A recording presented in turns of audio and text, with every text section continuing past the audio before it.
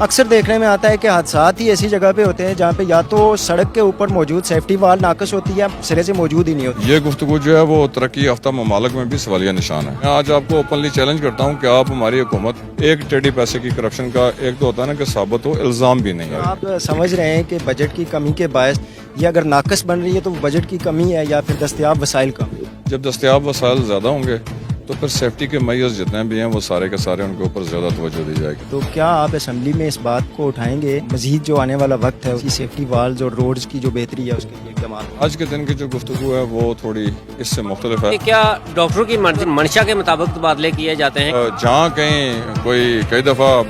جو ہے وہ مشکل فیصلے بھی لینے پڑتے ہیں، یہ مناسب نہیں ہے۔ یہ والے حقوق اور باقی معاملات اور یہ تنقیدیں جو ہیں یہ اس کے لیے سارا پبلک پریس کلبز باقی معاملات وہ کھلے ہیں، تو یہ ان دونوں اور نکات میں ہونی جو ہے وہ ذرا اچھی لگتی ہے۔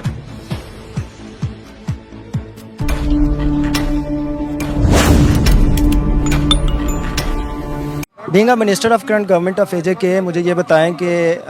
ایک تو لوگوں کے اندر بھی یہ تاثر پایا جاتا ہے، ویسے بھی عام سطح پہ اکثر دیکھنے میں آتا ہے کہ حادثات ہی ایسی جگہ پہ ہوتے ہیں جہاں پہ یا تو سڑک کے اوپر موجود سیفٹی وال ناقص ہوتی ہے، سرے سے موجود ہی نہیں ہوتی۔ اکثر ہم آزاد کشمیر کی سڑکوں پہ دیکھتے ہیں کہ سیفٹی وال کی غیر موجودگی کے باعث جو ہے وہ ایکسیڈنٹ ہوتے ہیں جس میں قیمتی جانوں کا ضیاع ہوتا ہے۔ تو یہ بتائیے کہ میرپور کی بھی یہ روڈ جو بنی ہے اس کے اوپر بھی کافی عرصہ پہلے جو ہے صحافیوں کی طرف سے ہی آواز اٹھائی گئی تھی کہ ناقص میٹیریل استعمال کیا جا رہا ہے، تو اس کے حوالے سے آپ کیا کہیں گے؟ دیکھیں جی، جہاں تک میٹیریل کے ناقص اور جو ہے وہ سیفٹی والز کی بات آپ نے کی، یہ گفتگو جو ہے وہ ترقی یافتہ ممالک میں بھی سوالیہ نشان ہے۔ اور ترقی یافتہ ممالک جن کے پاس بجٹ کی انتہا نہیں ہوتی، وہاں بھی اس لیول کی چیزیں جو ہیں وہ شاید پروان چڑھانے سے حکومتیں جو ہیں وہ قاصر ہوتی ہیں۔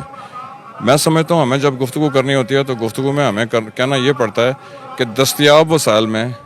جو چیزیں مہیا کی گئیں ان کی تعداد کتنی اور کیسی ہے۔ اس حوالے سے میں آپ کو تھوڑا سا یہ ضرور بریف کروں گا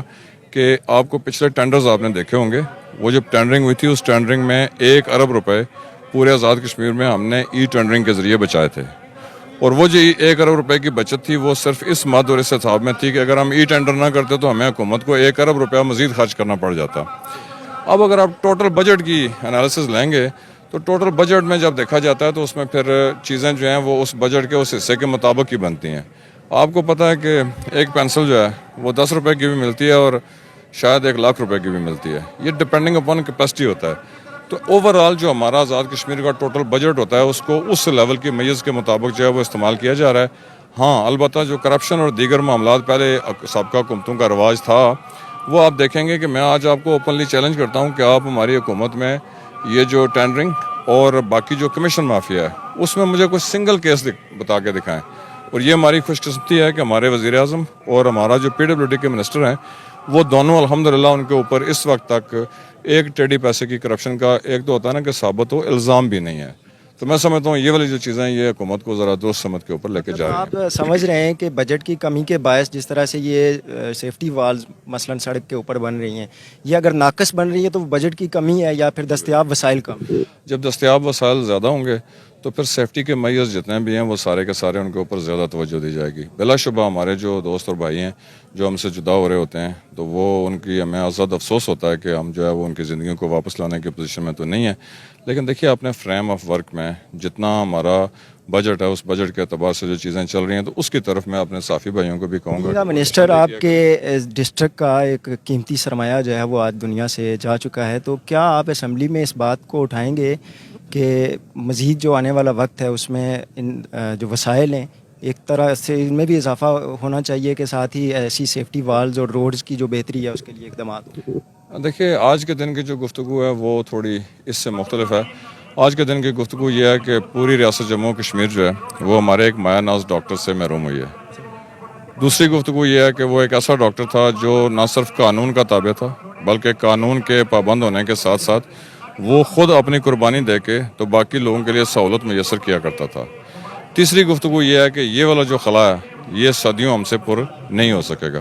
یہ جو دوسری والی گفتگو ہے کہ اسمبلی اور گورنمنٹ، اور میں تو یہ کہوں گا کہ ہماری گورنمنٹ سمیت ہمارا ڈپارٹمنٹ ہم سارے کے سارے ساجد منظور صاحب کی شہادت کے اوپر جو ہے وہ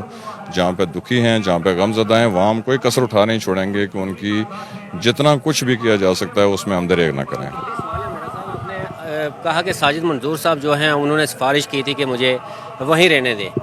مجھے یہ بتائیں کہ کیا ڈاکٹروں کی مرضی اور منشا کے مطابق تبادلے کیے جاتے ہیں کہ یا حکومت کے پاس اختیارات ہوتے ہیں, منسٹر کے پاس اختیارات ہوتے ہیں, کہ ان کی بات کو ملحوظ خاطر رکھنا ضروری ہوتا ہے یا کہ عوام کا فائدہ بھی دیکھنا ضروری ہوتا ہے؟ سب سے پہلے تو ہمارا جو مقصد اور مطلب ہوتا ہے وہ عوامی فائدے کو مد نظر رکھنا.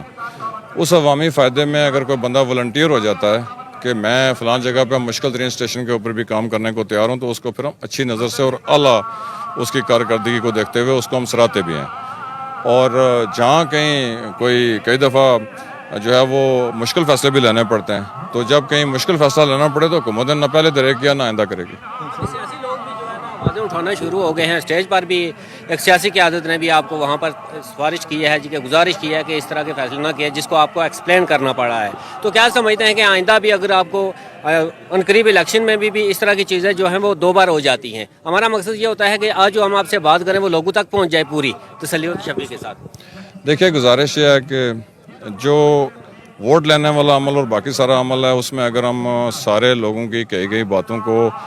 مطلب عمل پذیر کروانے کی طرف جو ہے وہ اپنا کام شروع کر دیں, تو پھر حکومت یہی کام کرتی رہے, باقی کام تو پھر اس سے ہو ہی کوئی نہیں سکتا. میں سمجھتا ہوں کہ جہاں عوامی مفاد ہو وہاں اگر والنٹیئرز جب جا رہے ہوں تو وہ تو بہت ہی اچھی بات ہے, اور اگر نہیں بھی جا رہے ہوں گے تو ان کو جانا اور لے کے جانا تو حکومت کی ذمہ داری بنتی ہے. لیکن میں تھوڑا سا یہ بتاؤں گا کہ آپ سے, جیسے میں نے پہلے ذکر کیا کہ روایت یہ مناسب نہیں ہے.